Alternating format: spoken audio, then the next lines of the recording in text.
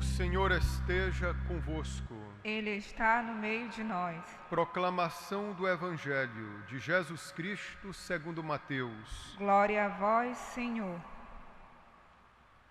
Naquele tempo, disse Jesus aos seus discípulos: Felizes sois vós, porque vossos olhos veem e vossos ouvidos ouvem.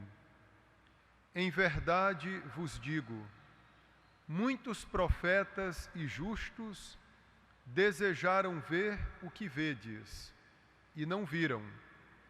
Desejaram ouvir o que ouvis e não ouviram.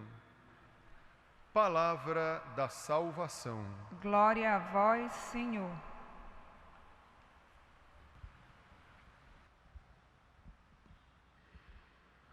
Louvado seja nosso Senhor Jesus Cristo. Para sempre seja louvado.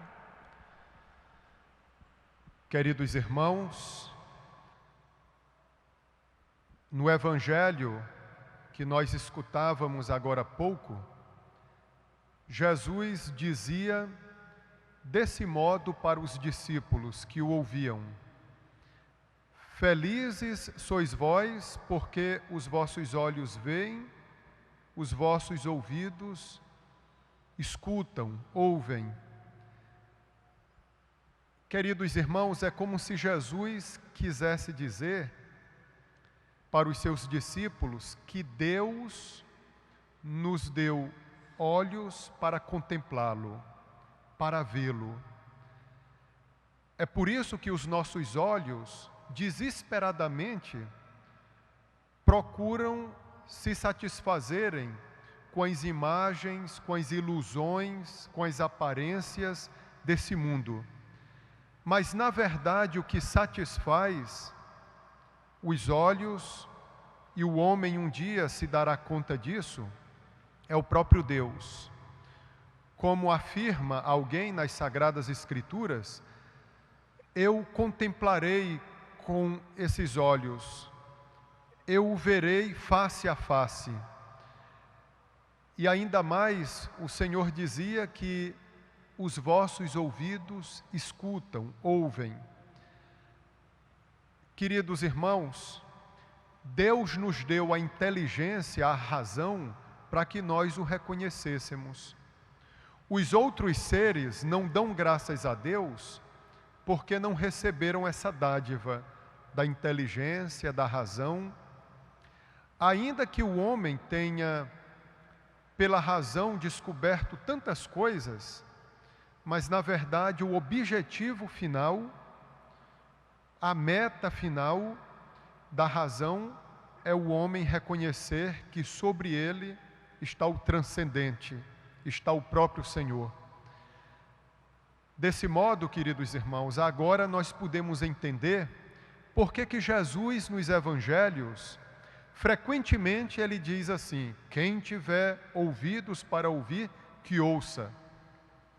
Porque muitos, tendo ouvidos, podem padecer de uma surdez moral, espiritual. Os ouvidos, portanto, estão bloqueados para aquilo que é essencial. De modo que alguém pode estar entretido com alguma imagem desse mundo e não ouvir a voz de Deus, não ouvir quando Deus fala. Do mesmo modo, queridos irmãos, muitos podem gozar dos olhos, no entanto, padecem de uma cegueira espiritual, de modo, queridos irmãos, que quando Nosso Senhor devolvia a visão para alguém que sofria da cegueira, ou devolvia a audição para alguém que padecia de surdez, na verdade o Senhor queria mostrar algo muito maior, algo muito mais elevado do que o sentido da visão, do que o sentido da audição. Eu poderia até dizer para vocês, queridos irmãos, mas antes sofrer de uma cegueira física do que da cegueira espiritual. Mas antes sofrer de uma surdez física do que de uma surdez espiritual.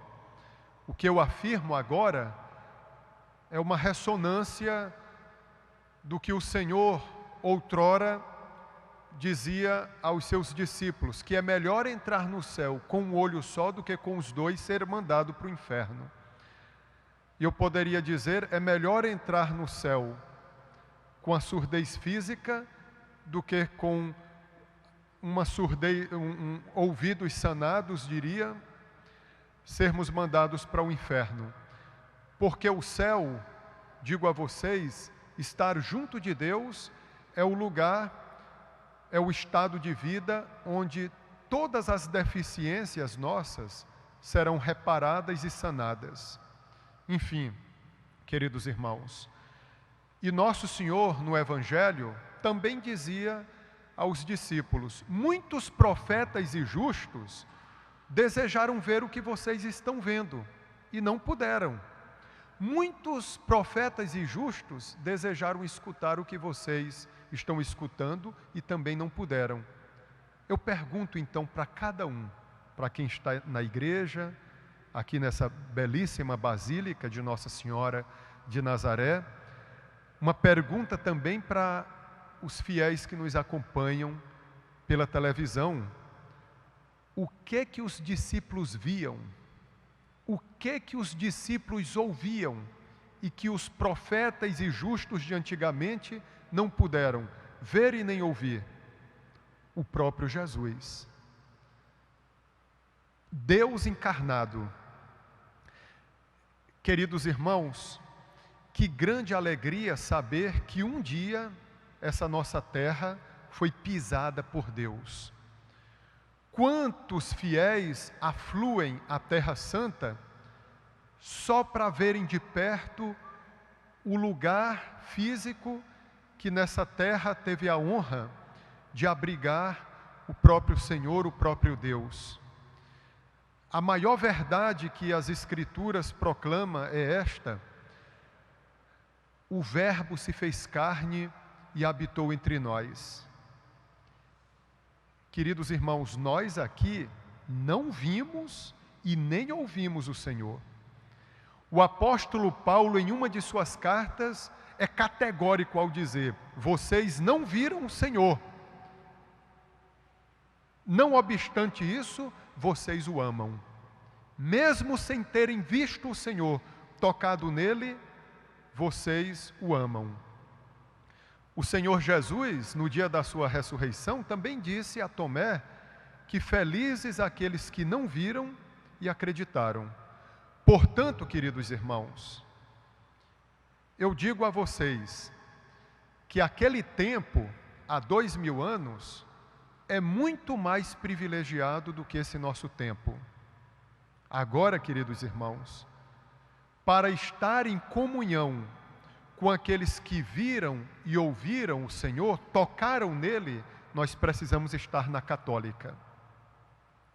Eu queria que nós saíssemos hoje daqui, voltando para casa ou para os nossos trabalhos, que o critério para que uma igreja seja verdadeira é que aquela igreja esteja em comunhão com aqueles que viram, ouviram e tocaram o Senhor. São João, na sua primeira carta, ele diz assim em um determinado capítulo: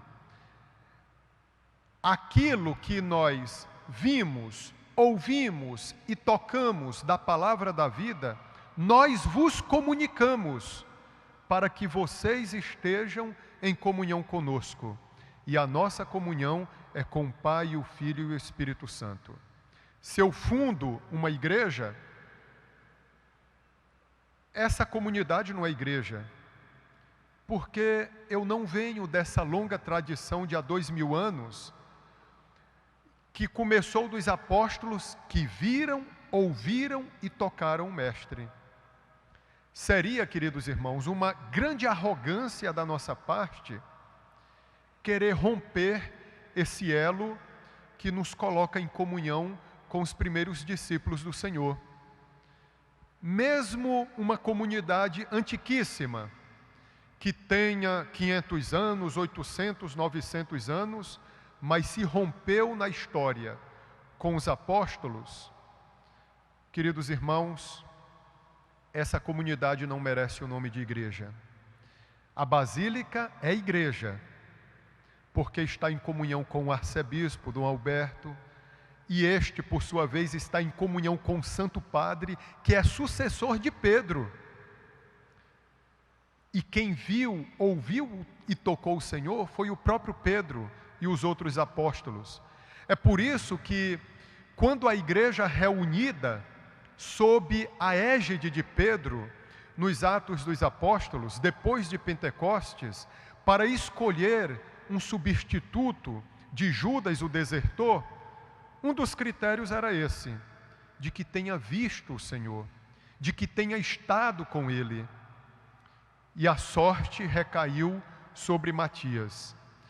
Queridos irmãos, mais uma vez eu digo a vocês, nós aqui, nem vocês, nem eu, vimos e ouvimos o Senhor, mas nós podemos vê-lo e ouvi-lo, metaforicamente dizendo, porque nós estamos na católica. Se nós queremos estar também nessa dinâmica do ver e do ouvir o próprio Senhor, é necessário que nós estejamos juntos, em comunhão, em laço com os primeiros, com aqueles primeiros que ouviram e tocaram o Senhor. O Senhor Jesus, no Evangelho de São João, chega a dizer aos judeus que Abraão desejou ver o seu dia. Abraão desejou ver esse meu dia. E ele o viu na esperança, só na esperança. Agora, os privilegiados, os prendados pelo verbo de Deus, foram os apóstolos. Foram os apóstolos. E eu digo, queridos irmãos, muitos viram o Senhor na época em que Ele passou por essa terra, pisando nesse nosso solo, mas muitos não o reconheceram como Senhor. Tomé, quando tocou em Cristo no dia da ressurreição, Tomé, ele viu para além da carne do Mestre, confessou a divindade de Jesus quando tocou nas chagas do Senhor. Por isso ele fez aquela confissão de fé: meu Senhor e meu Deus, meu Senhor e meu Deus. As mulheres também viram o Senhor no dia da ressurreição, mas era necessário que os apóstolos testificassem essa verdade, conferida pelas mulheres por primeiro no dia da ressurreição.